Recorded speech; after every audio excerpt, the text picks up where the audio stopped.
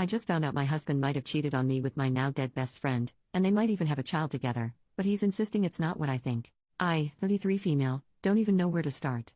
The past 6 months have been an absolute cluster truck, and it only seems to be getting worse and worse.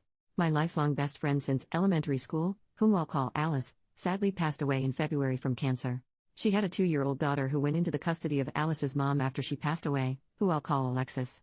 Well, last month Alexis showed up on our doorstep unannounced, telling my husband, 36 male, he needs to take responsibility for his child and either take custody or start finally paying child support. She says that Alice had told her when her daughter was born who the father was, but didn't want anything to do with him. To answer the inevitable, Alice was a traveling nurse and made a lot of money, which is the only reason I can think of for why she didn't go for child support. During this conversation my husband had the worst panic attack he's ever had, so we had to end the conversation before I could get more details. My husband's story is, I don't even know. He said that Alice's daughter is probably his, but that it isn't what I think.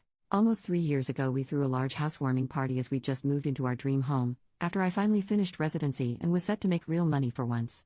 Alice was in town and set to be at the party, but I was called into work before she got there.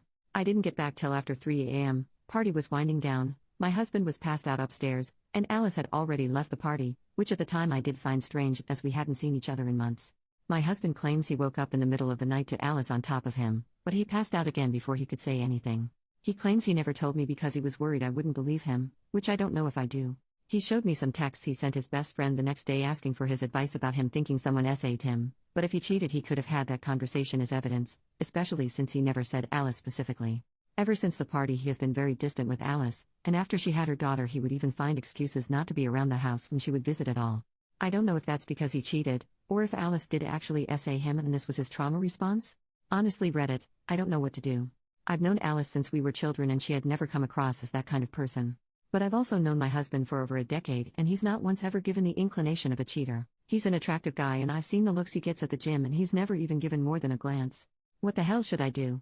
How do I figure out what the truth is here when Alice isn't even around to defend herself? She never even implied she liked my husband, let alone want to sleep with him.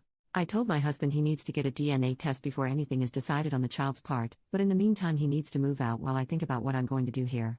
Update the same day. After reading through many comments and talking to a lot of you, I've come to my senses and the realization that my husband is being truthful. My best friend SA'd him. Several people pointed out that with Alice not liking my husband, if it was an affair, she would have told me when she was dying, if only to separate us. You're absolutely right. I was there, in the room while she passed. I held her hands for days, we talked about so much. If it was just an affair, she would have told me.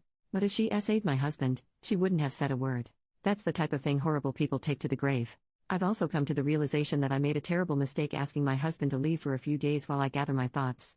Not to make excuses, but losing my best friend to cancer, a long cancer fight at that, was brutal.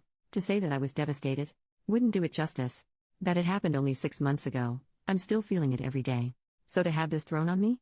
It's like I'm losing her all over again. Either she betrayed me, and screwed my husband, or she betrayed me and SA'd my husband. Not only have I lost her, but now I've lost the good memories, an entire lifetime's worth. It was impossible for me to look at him and not also see her, and be struck with the horror and realization of that loss all over again. I felt I needed to be able to break down, grieve, and think without the fresh wave of loss I got every time I saw him.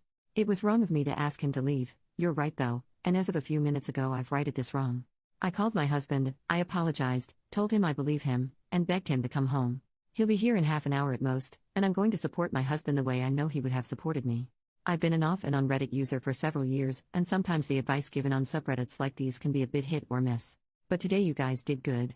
You've helped me realize not only that I was wrong and being stupid at that, but that I was hurting the person that needed me the most. I was selfish. I have no idea what we're going to do as far as the potential daughter is concerned, but I can assure you we'll deal with it together. It's going to take a lot of time, and probably a lot of therapy, to grieve this new loss. I feel numb now, as though I'll never cry again. My best friend SA'd my husband, which means she was no friend of mine. She flaunted it, coming to my house, sitting with me and gabbing. She brought her child here, trying to rub it in his face, right in front of me. She tortured the man I loved, and I was an unknowing party to it. I feel sick to my stomach over how many times she came over, just to hold it over him. I'm honestly at a loss on how to make that up to him. If you all have any ideas, please feel free to give them to me. I think I'll need all the help I can get. Tomorrow I'm going to take a leave of absence from work, just until we can figure out our next steps, and we can get our heads on straight. Thank you everyone.